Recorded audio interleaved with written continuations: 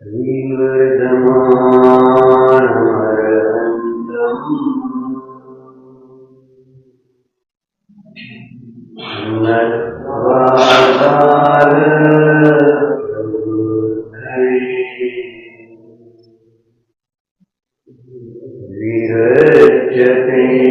मितस्पष्ट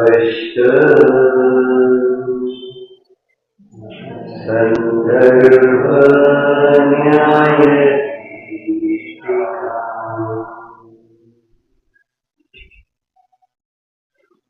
कोणाला नमस्कार केला आपण आता केलं श्री वर्धमान मूर्तीकर आठवले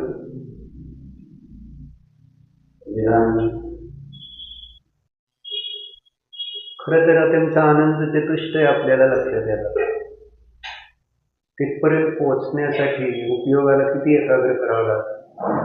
कारण अनंत चतुष्टय काही इंद्रियांचा विषय नाही, डोळ्याचा विषय नाही,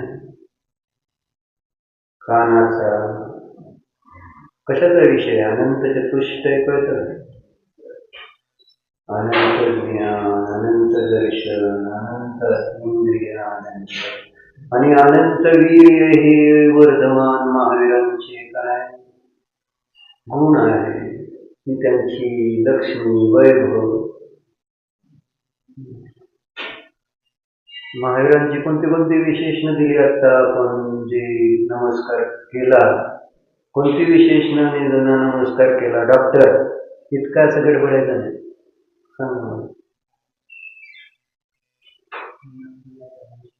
हे त्यांचं विशेषण आहे का. तत्वामध्ये नमस्कार आणि मी हे का न्यायाधिपिका घेतलं त्याचं प्रयोजन दिलं बालप्रवृत्ती. मी काय विचारलं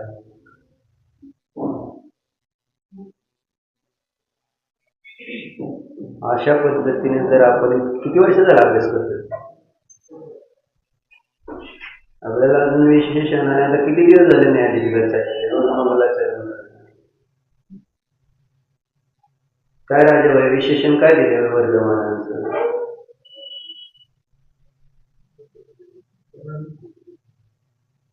करेक्ट, छान, उत्तम, आवडलं. नाही तर अरिहंत अवस्थेतल्या वर्धमानांना नमस्कार. वर्धमान हे नाव कोणतंही असू शकतं, कुणाचंही असू शकतं, कशाचंही असू शकतं. पण वर्धमान कोणत्या वर्धमानांना नमस्कार असतो आहे केला जे अरिहंत अवस्थेला प्राप्त झालेली आहे. आणि अरिहंत हे वर्धमानांचं विशेषण आहे का नाही. जसं अर्जुनाचं विशेषण काय होतं. अर्जुन धनुर्धर होता. येतो अर्जुन कशामुळे ओळखला गेला. अध्यक्ष हा समजतंय का नाही आपल्याला. त्या काळात तो सर्वश्रेष्ठ धनुर्धर होता. मग त्यामुळे त्याची प्रसिद्धी आपल्याला प्रसिद्धी म्हटलं तर सुकुमारबाईची प्रसिद्धी कशामुळे आहे. विशेषण काय आहे सुकुमारबाईचं. अध्यक्ष. मला येतंय सगळ्यात. वर्धमानाचं काय येत नाही असं मला प्रश्न आहे. हुडकत का तुम्हाला अध्यक्ष या शब्दाचं भावाभासन आहे. धनुर्धर शब्दाचं भावाभासन आहे. अरिहंत शब्दाचं भावाभासन आणि करायला नको, व्हायला नको. तिथून सुरुवात आहे व धर्माची. देव, गुरु, धर्म हे सर्वश्रेष्ठ पदार्थ आहेत. लक्षात येते. देव, गुरु आणि धर्म हे सर्वश्रेष्ठ पदार्थ आहेत. कशावरून प्रचंड बरोबर जे सांगाल ते बरोबर आहे. पण तसा विचार करावा. मला सांगण्यासाठी तुम्ही सांगता.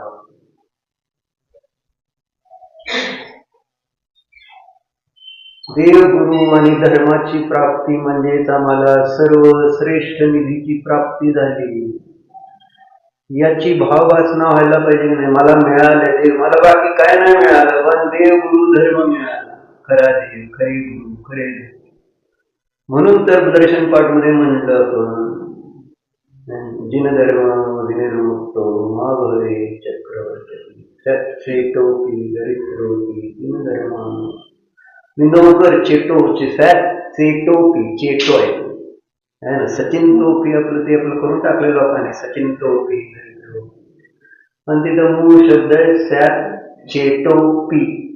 चेटो म्हणजे नोकर, दरिद्री, चक्रवर्ती. पद सुद्धा नको म्हटले का नाही तिथं, कळते का? अध्यक्ष कळते का? चक्रवर्ती जर मला जिनधर्म सोडून चक्रवर्ती पद देतो म्हटलं तर, आणि आपलं कसं आहे, आपलं कसं आहे, आपल्या भावना कशा आहे, आपल्या भावना चांगल्या कराव्या लागतील आपल्याला, आणि ते करू शकतो आपण, करायचेच आपल्याला. त्या चुकलंय आपलं, झालंय, म्हणून आता तसंच पुढं राहायचं थोडंच आहे. बदल तर करावाच लागेल, आणि त्याची सुरुवात आजपासून करूया. असं काय नाही, आतापर्यंत नाही करता आला म्हणून आज पण नाही जमणार आपल्याला, असं थोडंच आहे. सुरू करा, सुरू करा. मान्यता बदलायला सुरू करा. मान्यता बदलणार नाही तर दुःख संपणार नाही, संपूच शकत नाही. कारण मान्यतेमुळेच तर सगळा प्रॉब्लेम आहे. जशी मान्यता आहे त्यानुसार. उलटी मान्यता तर या संसारात आपल्याला चार गतीमधलं दुःख भोगावं लागतंय. उलटी मान्यता, फक्त उलटी मान्यता. चर्चा केली की नाही पण मिथ्यात्व संन्यास.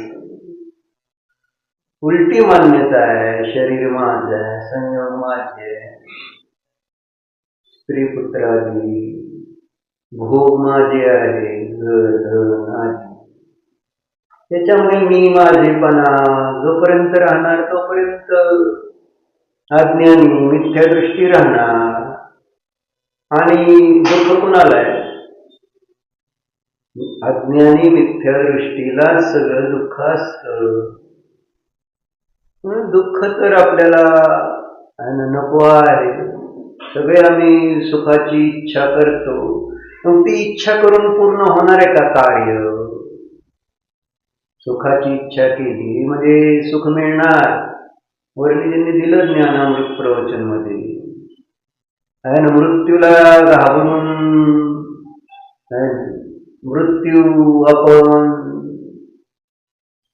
मृत्यूला नष्ट करू शकतो काय? घाबरून मृत्यू संपणार आहे काय? घाबरून आपण घाबरतो ना सगळे मृत्यूला. मृत्यू के डर से मृत्यू नष्ट होगी क्या, सुख की इच्छा से सुख प्राप्त होगा क्या, असे दोन प्रश्न केले.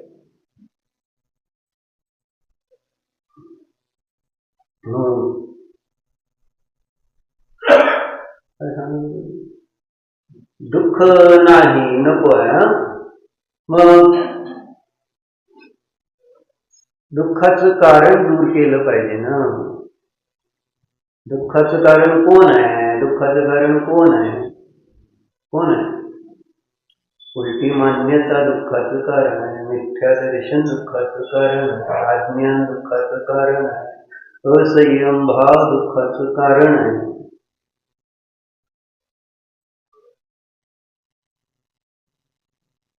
याच्यावर विचार करावाच लागेल.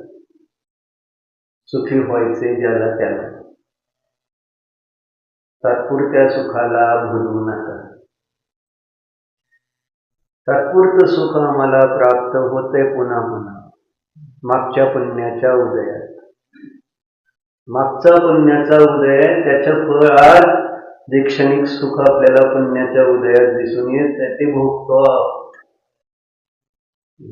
पण ते पुण्य त्या भोगामुळं संपून जाते. कारण पुण्याच्या उदयात जेव्हा सुख भोगणार विषय भोगांचं, तर नवीन पाप बांधणार आहे, जुनं पुण्य संपून जाणार आहे, आणि मग नवीन जे पाप बंद होईल त्याचा उदय आल्यानंतर काय मिळणार? दुःख मिळणार. आणि हा निर्णय आतमध्ये पक्का पाहिजे. व्यवहारात अजून संस्काराने आपण पराला दुःखाचं कारण म्हणतो. कोणाला दुःखाचं कारण मानतो? थोडंच आपल्या विभाव परिणामांना दुःखाचं कारण आपण मानलंय. दुःखाचं कारण कोण? परद्रव्यच मला भासित होतात. अजूनही उलटी मान्यता आपली बदललेली आहे का? म्हणलं ना, संस्कार तेच आहे, त्याला लगेच आज जाणार आहेत का? अभ्यास करावा लागेल, प्रयत्न करावा लागेल ही मान्यता बदलण्यासाठी, आणि ती मान्यता बदलणारा अभ्यासानंच बदलणार. आणि कोणत्या अभ्यासानं? जिनेंद्र देवांनी सांगितलेल्या तत्वाच्या अभ्यासानं.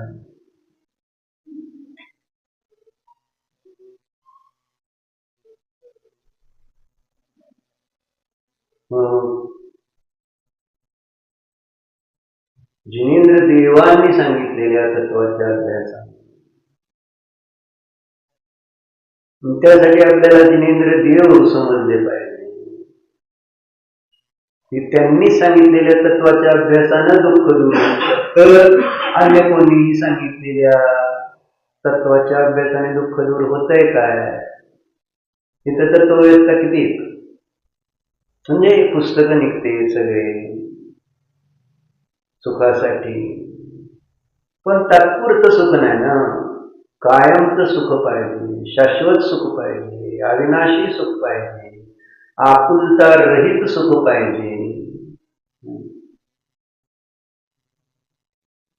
असं सुख. पण असं सुख आपल्याला माहितीच नाही. आणि म्हणून मग मी तात्पुरत्या सुखाच्या मागं लागतो. कळलं असतं आपल्याला किंवा असतं शाश्वत सुख, भाभी काय मी काय सांगितलं ते विचारलं.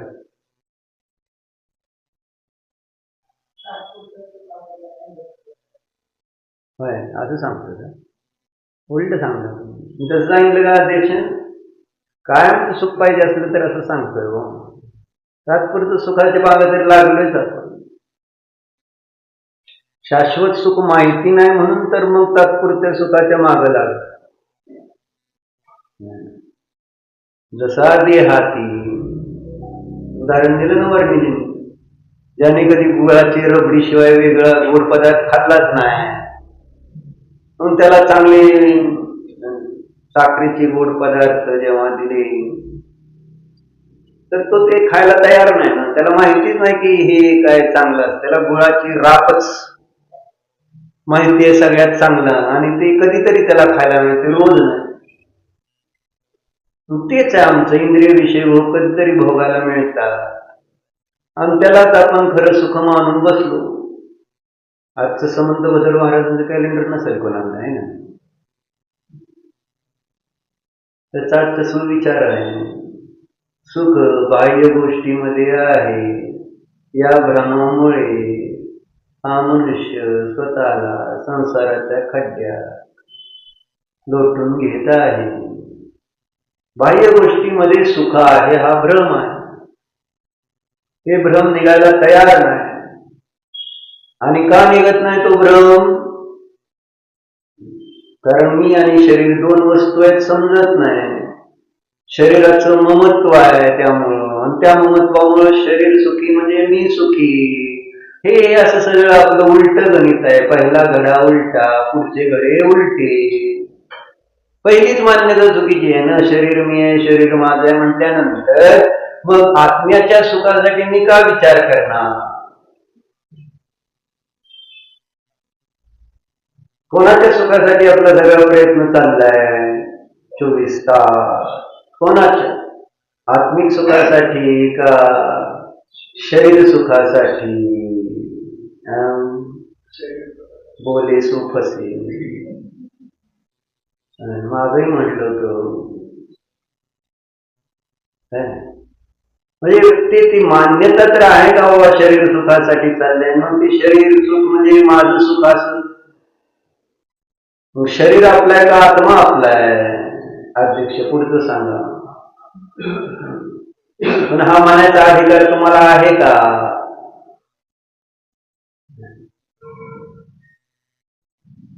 आणि म्हटल्यानंतर आपलं काम थांबतं. मला सांगितलं तुम्हाला, बोलल्यानंतर काम पुढे सरकत नाही. बोलायचं नसतं, कोणतंही काम करायचंय तर आधी करायचं आणि मग ते लोकांना दिसतच. आणि जर कोणी विचारलं तर मग सांगायचं असतं. पण इथं होतंय काय? करायचं पण नाही आणि सांगायची तर एकदम गडबड आहे. सांगायची किती गडबड असते आपल्याला शास्त्रातल्या गोष्टी, जे थोडं थोडं आपण अर्ध्या हळकुंडाने पिवळे झालेले काय करायचं. थोडंफार वाचलं झालं की लगेच उत्तर नसती. येतंय मला येते मला येते म्हणून लगेच तुम्ही सांगणार उत्तर देत. अरे उत्तरासाठी आहे शास्त्र. गांधीजीने आधी स्वतः गुळ सोडला ना मग बोलले. बोलतो तेव्हा लज्जा वाटलं की एवढं चांगलं तत्व समजून सुद्धा मी तशा पद्धतीनं आचरण करत नाही, विचार करत नाही, श्रद्धा करत नाही. काय बोलायला मात्र पोपट. सगळे तयार झालो आम्ही, लगेच बोलायला येते. बोलायचं नसतं, कमी बोलायचं. बोलायचंच नसतं म्हणून तीर्थंकर बोललेच नाही दीक्षा घेतल्यावर. चुकीचं आहे बोल.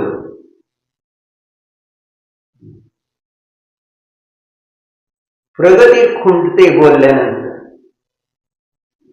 कारण तुम्हाला आता सांगायला लागलं त्याचा अहम येतो की मला कळलंय.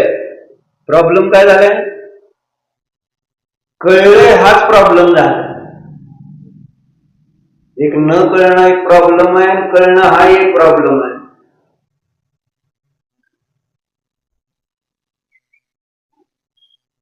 मग आपण स्वैराचारी बनून जातो ना. मग कळल्यानंतर सगळी उत्तर यायला लागली, व्यवहार कळायला लागला, निश्चय कळायला लागला, तुमचे गुणस्थान कळायला लागले, मार्गनास्थान कळायला लागले, सगळं कळालं. एक नंबर. म्हणजे काय झालं? मग आपण आपल्या दोषांना लपवण्यासाठी, आपल्या असंयमाला पुष्ट करण्यासाठी, आपल्या अज्ञानाला पुष्ट करण्यासाठी त्याचा आपण उपयोग करतो आहोत का आपल्यामध्ये गुणांची वृद्धी होण्यासाठी, आपल्या जीवनातला असंयम दूर होण्यासाठी, आपल्या परिणामामध्ये वितरागता वाढण्यासाठी, आपल्या परिणामामधला प्रमाद दूर होण्यासाठी त्याचा उपयोग आपल्याकडून किती केला जातो. नाहीतर मग म्हणावं लागलं नसताना मला अम्मांकडे जावा, अम्मांकडे जावा. काय अर्चनाताई पहिल्यांदा गेला तुम्ही आणि आनंद झाला तुम्ही असं मला किशोरीताईनं सांगितलं. आधी जायची पंचायत, आता गेला तर मग त्यांना किती कॉन्फिडन्स. कोणीतरी बरोबर पाहिजे असतं. बरोबर घेऊन गेले एका मैत्रिणीला आणि मग आता कॉन्फिडन्स तिथं आम्हा काय खाल्ले नाहीत, त्यांना आम्हा शाकाहारी आहेत प्युअर, हे यांना माहितीच नाही. तुम्हाला आम्हा खातेत काय? नाही, शाकाहारी आहेत ना, शुद्ध शाकाहारी आहेत. मग कॉन्फिडन्स असा आला की आता मी पुढच्याच एकटीच आहे, आता पुढची वेळ माहित नाही कधी येणार आहे. जायचंय का आज? पुढची वेळ काय लवकर यायची कठीण. कॉन्फिडन्स घरच्या करिता काय सांगत होता अध्यक्ष?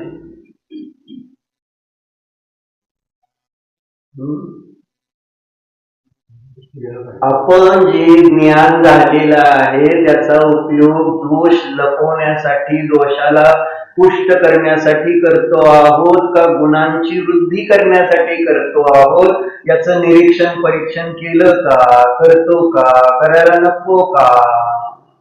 वेळ निघून चाललाय. खरं तुला वाटेल काय नाही, माझं काय नाही, माझं सगळं चांगलं आहे. असलं अजिबात म्हणू नका. जोपर्यंत ही स्त्री पर्याय आहे, मनुष्य पर्याय आहे, संसार आहे, हे गृहस्थ आहे, तोपर्यंत तुम्ही का म्हणता असं की नाही मला सगळं, मला माहित आहे सगळं. असं म्हणल्यामुळं तुम्ही तुम्ही स्वतःलाच स्वतःपासून दूर ठेवणारा. नाही मला माहित, प्लीज सांगा. आणि महाराज झाल्या सुद्धा म्हणते आमचे दोष सांगा म्हणून, आणि तुम्ही महाराज आम्हापेक्षा शहाणे झालेला होतो का नाही? ज्ञान झाल्यानंतर अडचणी माहितीये मला काय राजाबाई, जर काय दोष सांगायला लागलो मी तुमचे तर तुम्ही काय म्हणणार? तसं काय ते तसं होणार, तेवढं तसं चालतंच.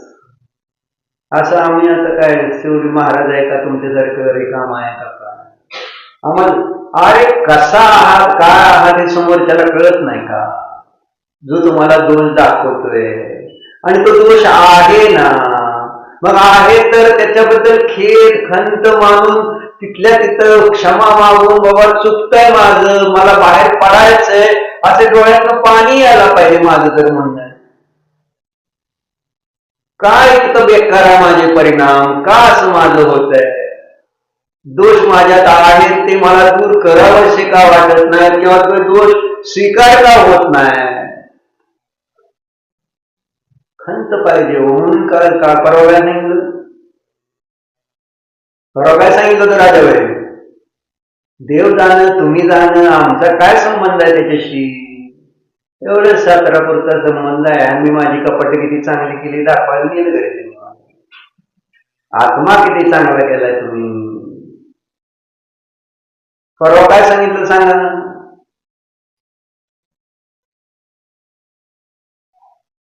काय पण सांगता तुम्ही, मग आम्ही काय काय सांगू तुमचं लक्षात ठेवून? बरोबर. अजून प्रकरणाला धरून सांगितलं तर बरोबर आहे. काय पण सांगायचं नाही. प्रकरण काय आता सांगतोय, त्याला धरून मी एक विषय सांगितला होता. कोणता? ती आता चालले का आपलं? आता मी काय सांगतोय? दोष, दोषाचा स्वीकार. काय सांगितलं? पापाचा स्वीकार नाही केला, पापाची भीती मोडू नका सांगितलं तर अध्यक्ष. पापाची भीती कमी होत चालली म्हणून डे बाय डे. आणि पापाला जेव्हा घाबरणार नाही त्याला शास्त्र नसतं त्याच्यासाठी, असं सांगितलं नाही आत्मनुशासनामध्ये श्रोत्याच्या लक्षणामध्ये. ज्याला पापाची भीती नाही त्याला नरकादी है ना गतीमध्ये जाण्यासाठी जे पाप असतं त्या पापाला घाबरून है ना हे जे शास्त्र आहे ते का बरं ऐकेल ते? जर भीतीच नाही वाटली तर मग का शास्त्रामध्ये रुची श्रद्धा आवड का होणार? कशासाठी होणार सौरभ सांग मला? पापच काय म्हणजे पाप आहे असं मला वाटतच नाही. त्याचं फळ मला काय भोगावं लागतं हे सगळं जरी वर्णन ऐकतोय आणि तरी सुद्धा मला त्या पापापासून म्हणजे कुठं आतमध्ये त्या पापाचं भय नाही. म्हणजे त्याला म्हणायचं कृष्ण नील कापोत अशोलेश. पापाची भीती नसणं. रौद्र ध्यान म्हटलं ना, भीती वाटते काय? रात्री जेवण केलं काय दिलं काय म्हणून भीती वाटते का? त्यात काय द्यायचं, सगळेच करते. हे झालं ना प्रॉब्लेम. मग ही भीती नाही वाटल्यावर मग आता शास्त्र कसं सांगायचं हा प्रश्न येईल. आणि ऐकलं तुम्ही शास्त्र, जर भीती वाढली पाहिजे का? वाटली पाहिजे का नको? मग आणि शास्त्र ऐकून सुद्धा जर भीती नाही वाटली त्याचा अर्थ बनारस दास झाला स्वैराचारी.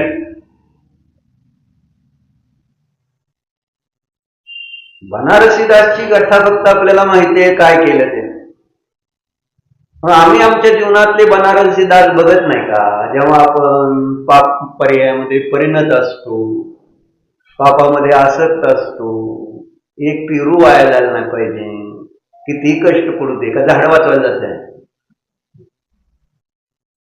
म्हणजे बाहेरच्या एक एक गोष्टीची, बारक्या बारक्या गोष्टीची, जसं महिलांना तुपातल्या तांब्याच्या चमच्यापासून तांबल्याच्या चिंता असते, जर नाही दिसला तर नसते.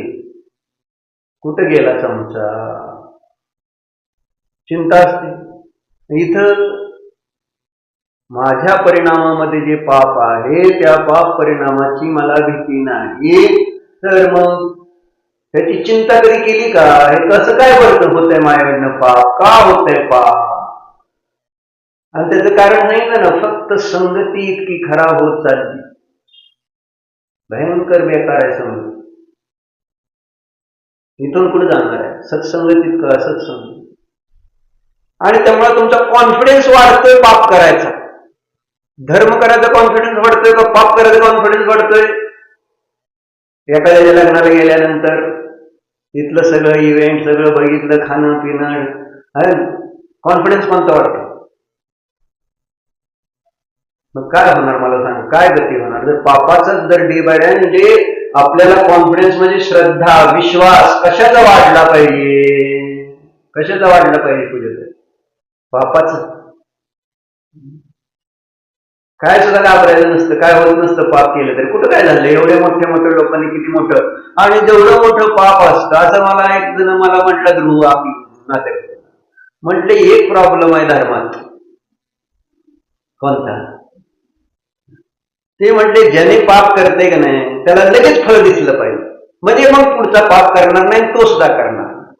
हे जरा गॅप पडतो ना, म्हणजे आवडी काळ तर गॅप पडतोच ना. थोडं थोडं मला येतं बरं का, तुमच्या भाषेत सांगतो.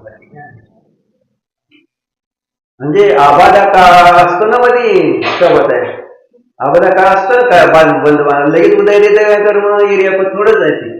आबादा काळ पडतो आहे ना. मग आबादा काळ पडला म्हणजे आवडी काळ कमीत कमी. आणि तो कोणाचा पडणार? ज्याचं कर्म स्थिती कमी बांधली ना. जेवढी स्थिती कमी तेवढा आबादा काळ कमी, जेवढी स्थिती जास्त तेवढा आबादा काळ जास्त. आबादा काळ म्हणजे त्या काळामध्ये कर्म उदयाला येत नाहीत. येते तुम्हाला आहे ना?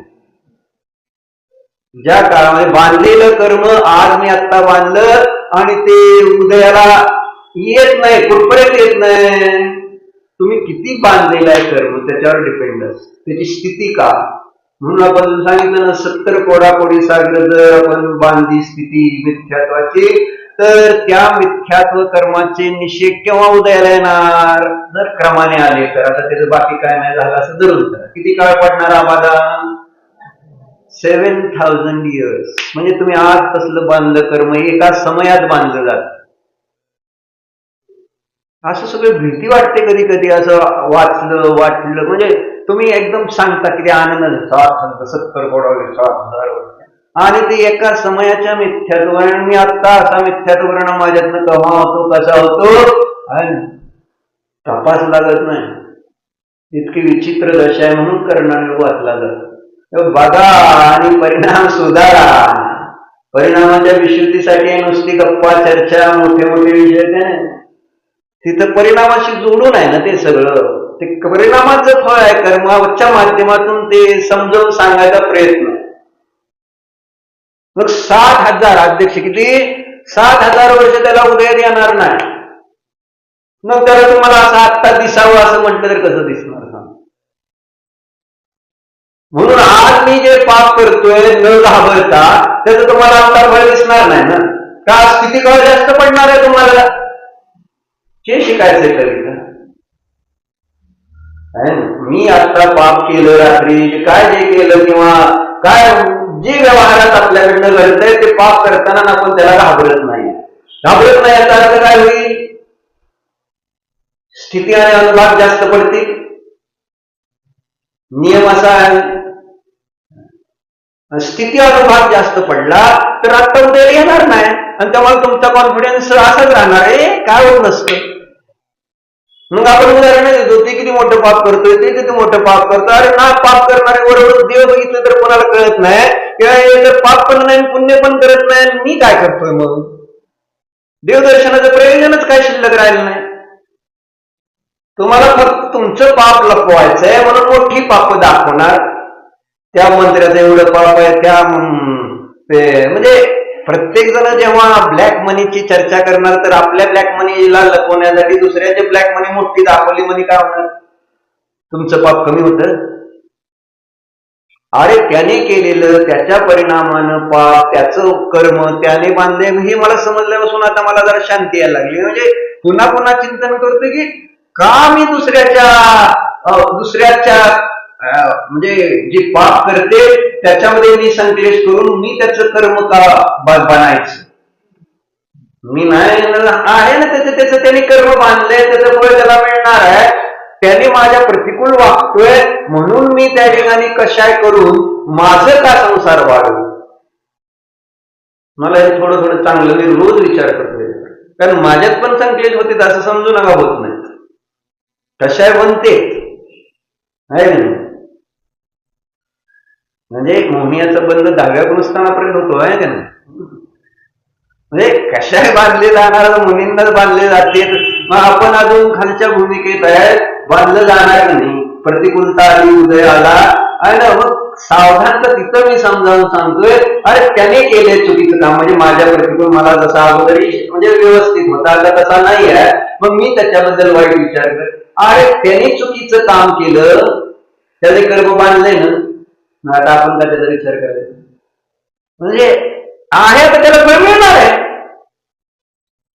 अशुद्ध परिणाम केले संकलेश परिणाम केले पाप बांधले त्याला फळ मिळणार आहे ना. तुम्हाला त्याचं कर्म म्हणून त्याच्याबरोबर जायची काय गरज आहे त्याच्याबरोबर त्या गतीला. नाही तर मी नरकात जाणार नाही का तुमच्याबरोबर जितू भयाशे करते म्हणल्यावर काय तुम्ही तुमच्या परिणामाने जाणारच त्या गतीला. बांधले म्हटल्यानंतर होणारच अध्यक्ष. पण मी जर संकलेश करत राहिलो तुमच्याबद्दल तर मी कुठे जाणार. तुमच्या तिथंच वेगळं काय होणार नाही. मग मी विचार करतोय हे कर्म व्यवस्था किती चांगली आहे. आपल्याला काय गरज नाही. ज्याने पाप केलंय जे चुकीचा वागलाय त्याने त्याचं कर्म बांधलंय त्याला ते त्याचं कर्म फळ देणार आहे. मी कशाला मध्ये जाऊ. बरोबर आहे का. सोपाय नाही उपाय. म्हणजे हे पुन्हा पुन्हा विचार करतोय सांगायचं तात्पर्य एवढं. पण राहत नाही ना जी चारित्र मोहासी असते चुकीचं आहे म्हणून म्हटलं चुकीचं आहे. करू दे ना ज्याला जे करायचं ते. कोण झोपतंय कोण इकडे बघतंय कोण तिकडे बघतंय कोण काय करतंय कोण कसं वागतंय कोण प्रोफेशनल आहे कोण कसं आहे. अरे करू दे ना. त्यामुळं मी का त्रास करून घ्यायचा. काय प्रयोजन आहे त्रास करून घ्यायचं. त्यांचे विचार मोकळा आहे म्हणून त्यांचे विचार करायचे. हा तुम्ही का असं करता तुम्ही तसं का करता म्हणून डॉक्टरनी काळी पॅन्टच घातली हिरवा शर्टच घातला आणि खुर्चीतच बसले. अरे का बसते खुर्चीत बसू दे नाही तर अजून कुठं सिंहासनावर बसू दे आणि कसले काय अजून रंगबिरंगी घालू दे. काय मला काय कर्म कुणाला बांधलं त्यांनी तसं केलं तर त्यांना कर्म बंद होणार. मग मी का त्रास करतोय हेच मला कळलं ना. म्हणून आता कळायला लागलं. नाही सोडून द्या रे सगळ्याला मोकळं सोडा. सगळ्याला करू द्या ज्याला जे करायचं ते करू द्या. आपलं आपलं शास्त्र सांगा छानपैकी.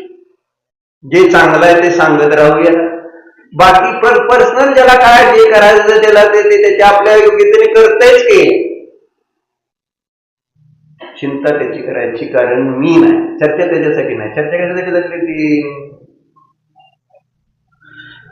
काय सांगत होतो कविता.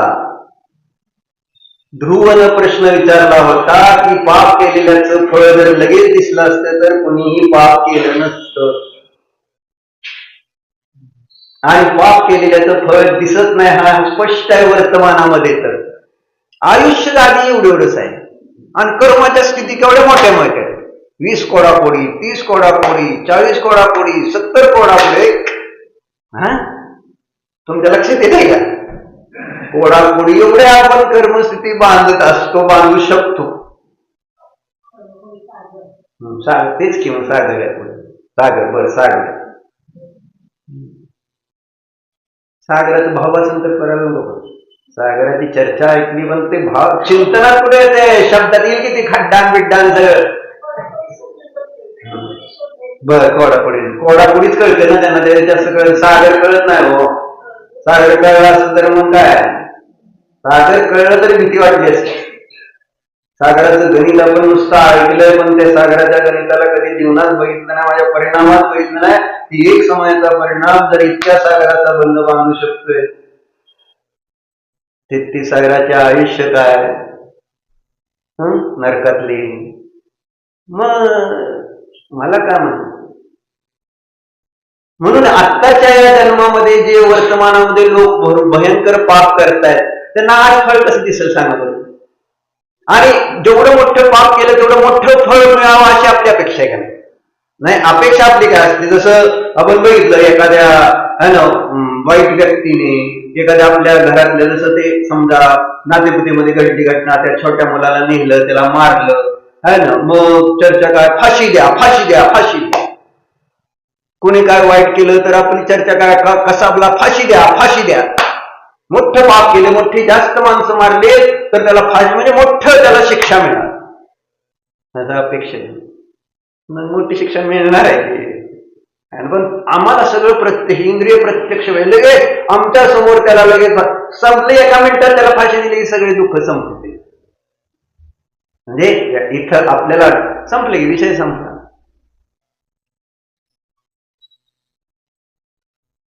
पण लग्न करून द्यावं मला तर वाटतं तरी. आणि एक नाही 4-5 बायकाशी लग्न करून द्यावं, त्याच्यासारखा दुःखी कोण माणूस राहणार. फाशीपेक्षा मोठं दुःख काय अध्यक्ष सांगायचंय की हे आपलं 70-80 वर्षाच्या आयुष्यामध्ये हे पाप बांधलेली कर्म आता दिसणार नाहीत. आणि तुम्ही आजूबाजूच्या लोकांची पण पाप आपल्यापेक्षा मोठी आहे, त्यामुळे ते पण तुम्हाला दिसणार नाही. आणि त्यामुळे तुम्ही तुमच्या पापाबद्दलचा कॉन्फिडन्स वाढवणार आहे. म्हणजे पाप केलं काय नाही होत, काय नाही होत, काय राव चाललंय, किती उलटा प्रकार आहे. मग ही आज जाणार कसं मला सांगा. किती न्यायदीपिका शिकवली, किती कर्मनियोग शिकवला, समयसार शिकवला, तर हृदय म्हणजे कोमल झालं पाहिजे का नको. कठोर कठोर जर असेल तर त्याच्यामध्ये ते शिरणार आहे का. कठीण कठीण कठीण किती असं भजन आहे की नाही. कठोरता वाढली का नाही. कुणी महत्व कशाला आहे, महत्व कशाला आहे. दुकान, पैसे, कोण आलं गेलं का आपल्याला फरक पडतोय.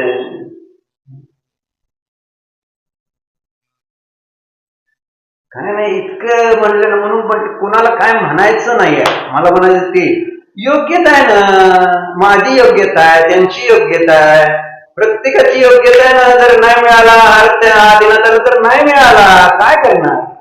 आदिनाथांची पण योग्यता आहे, त्या लोकांची पण योग्यता आहे, प्रत्येकाची आपली योग्यता आहे. असं छान वाटू लागतं. मग जेव्हा एक चिंतन बनतं तर मग म्हणजे रिकामं झालं ना मी. म्हणजे जी एक जबाबदारी, मी सगळ्याची जबाबदारी दिली. ह्याने पाप केलंय ह्याला हे फळ देतंय, हे चांगलं काम करतंय ह्याला पुण्याचं फळ देत. अरे मी ईश्वर आहे का करताय, कोण आहे मी, कोणाला ह्याला पुण्याचं फळ द्यायचंय त्याला पापाचं फळ द्यायचंय, हे काम आहे माझं. मी आता द्रष्ट आहे. आपलं जाण्या पाण्याव्यतिरिक्त आपलं काय काम नाही आहे हे आपल्याला केव्हापासून शिकवले तर बालबोधपासून शिकवलं. काय हो कुठं लक्ष आहे, काय सांगतोय, काय नाही. आपलं काहीतरी काम तिसरंच करत बसायचं. आर्यंत सिद्ध म्हटलं ना, करू द्या, बघत बसले तर बघू द्या, आपण का हवं त्यांच्या नादी लागायचं. आणि त्यांना त्याच्या कर्माचं फळ मिळेल का नाही, मिळणार. मग आपण कुणाला त्रास द्यायचा नाही, असं ठरवायचं सांगावं तर लागेल, होईल. पण आपल्याला आत्मसंबोधन म्हटलं ना, करतच हे परिणाम बदलत असतात. तुमचे काय आता एका सेकंद बदलले तर उत्तम आहे, बदलावी ती भावना आहे. आत्ता सगळं संपावं सगळं, ही चांगली भावना तर आतमध्ये पूर्ण आहे. पण पर्यायामध्ये क्रम जो आहे पर्यायाचा, तो क्रम काय कोणाला बदलता येत नाही. क्रम वरतीच होणार. कल्पना टाकली बरं आहे ना. काय सांगतोय, काय सांगतो.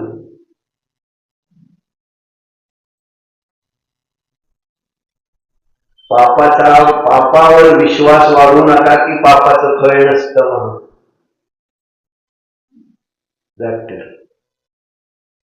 आता मी मग बरंच काय सांगावं, गरीब पाण्यात पावताय म्हटलं तर काय होईल सांगा बरं. तो प्रॉब्लेम नाही आहे, पण असं जर बघायला लागल्यानंतर मग दिसल ना.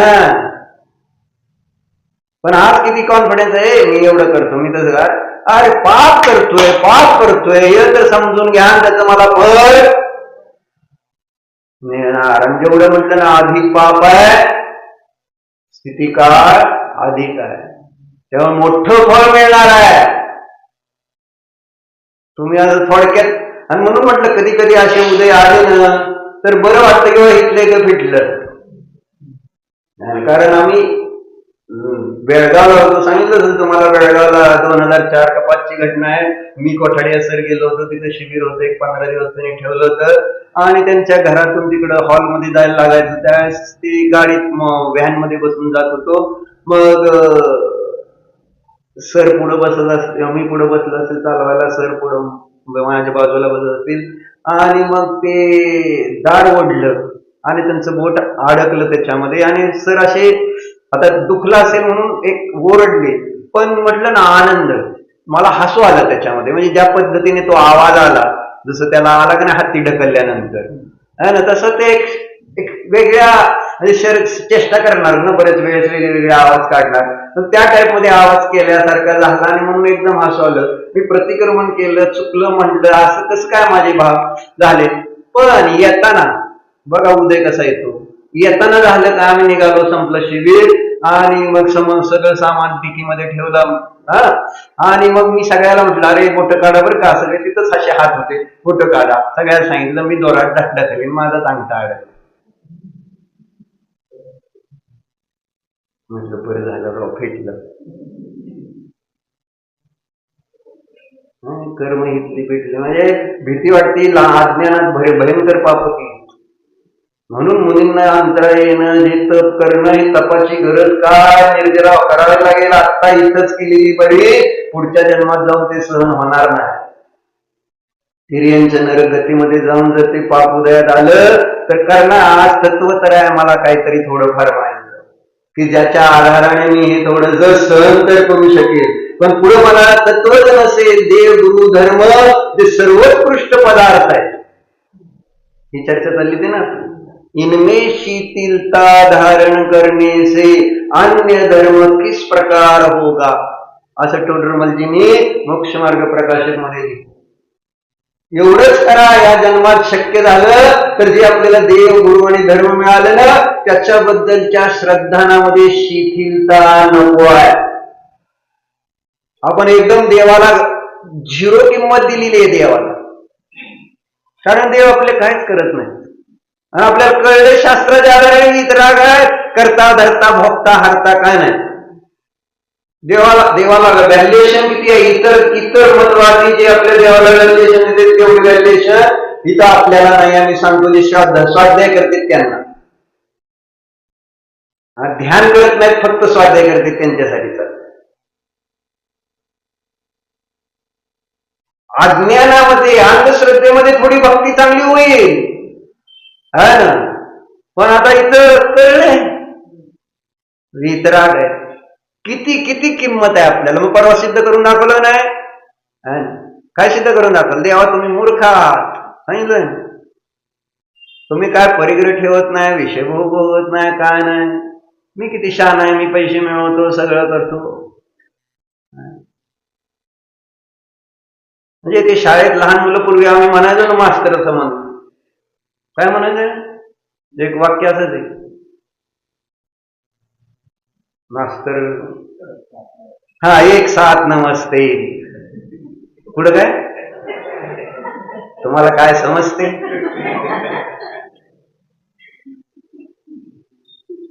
प्रशांतबाईचं बरोबर लक्षात आहे, म्हणजे माझ्या बरोबरची झाली. एक साथ नमस्ते एवढंच आहे. मंदिरात देवदर्शन करताना नमस्कार आहे. तुम्हाला काय समजत नाही देवा, हे कॉन्फिडन्स आहे. म्हणून सर्वज्ञता शिकली पाहिजे, की 3 लोक 3 काळातले पदार्थ युगपद एका क्षणात जाणते, आणि तुम्ही त्याची व्हॅल्युएशन एवढी केली, तुम्हाला काय कळत नाही मी काय पाप करतो. तुमचं दार लावलं, माझं पाप करायला मी मोकळा आहे, म्हणजे तुम्हाला समजत नसतं दार लावल्यावर.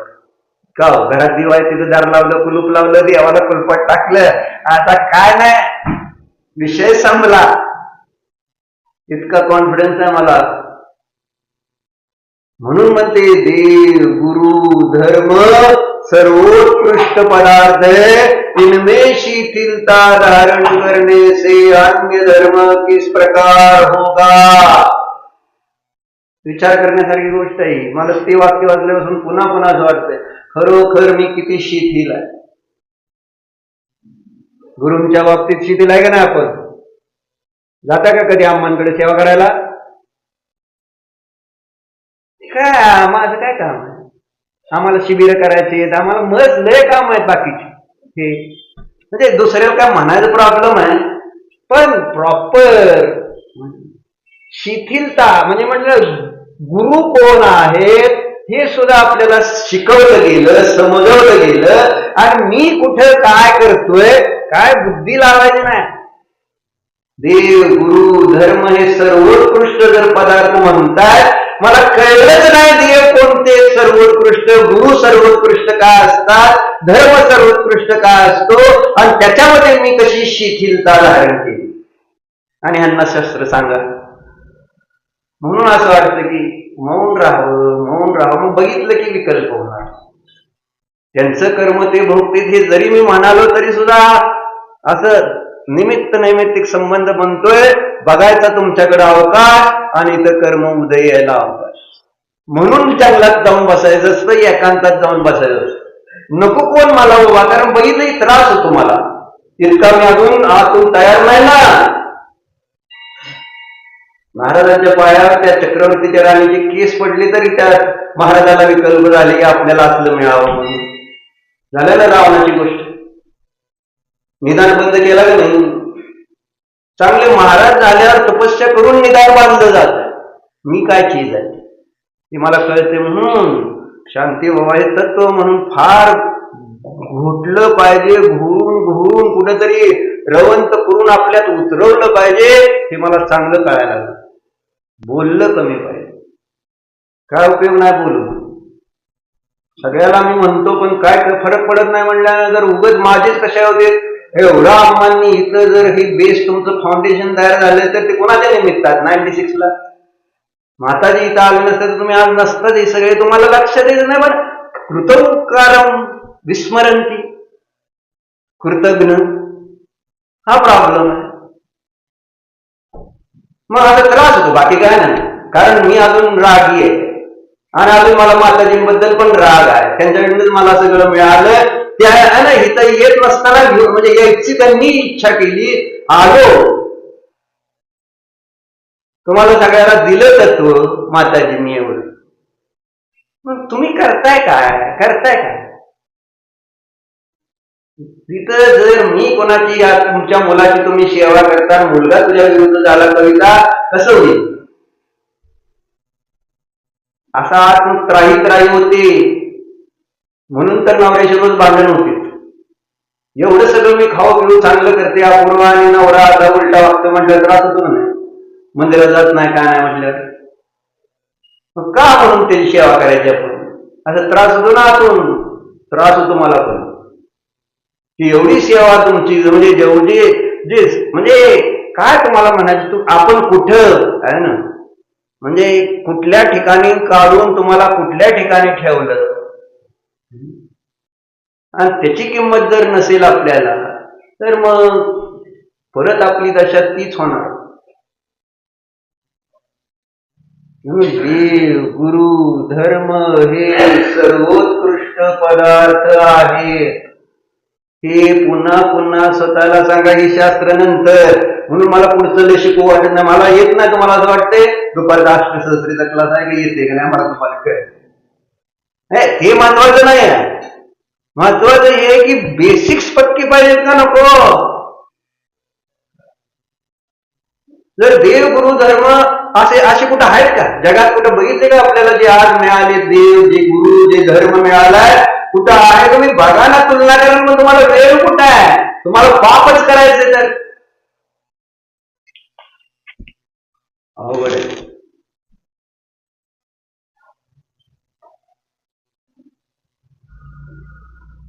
शिथिलता नको. कारण जर तिथं त्याचं पुढचं वाक्य नीट लक्षात घ्या. पुढचं वाक्य काय? देश गुरु धर्म सर्वोत्कृष्ट पदार्थ है, इनमें शिथिलता धारण करने से पूर्ण करा।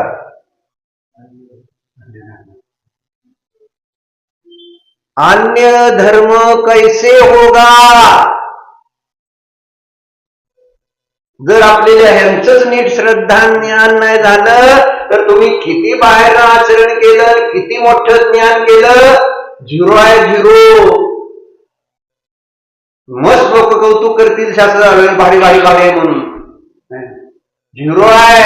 शोभा भारी सांगितलं समज तुम्हाला, लय भारी लय भारी, कौतुक वाटलं लय भारी, काय नाही झिरो आहे. देव गुरु धर्म यांच्यामध्ये शिथिलता धारण करणाऱ्याला धर्मच होत नाही दुसरा. आणि सत्य आहे, तुम्ही ती तपासून बघा. ओम नमः गौरव सर्व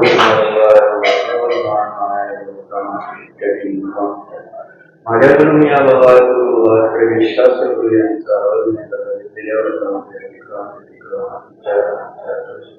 एकेंद्रियापासून पंचेंद्रियापर्यंत स्वाध्याय करीत असताना घडलेले सर्व दोषाविषयी मी कशाला करू क्षमा तरी माझे सर्व दोष मी माझ्यामध्ये या सर्व दोषाविषयी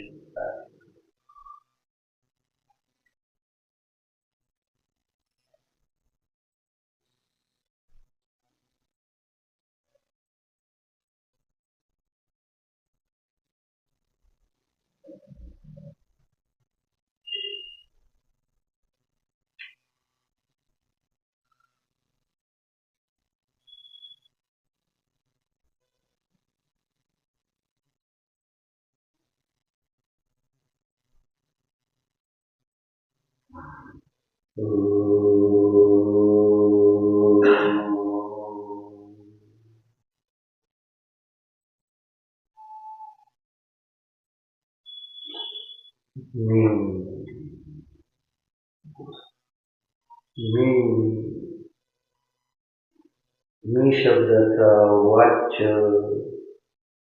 ज्ञान दर्शन स्वरूपी चेतनमय आत्मा आहे.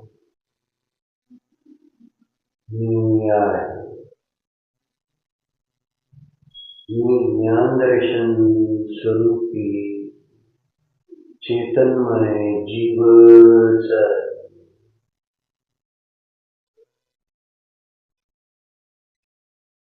मी संसार शरीर भूत नाही.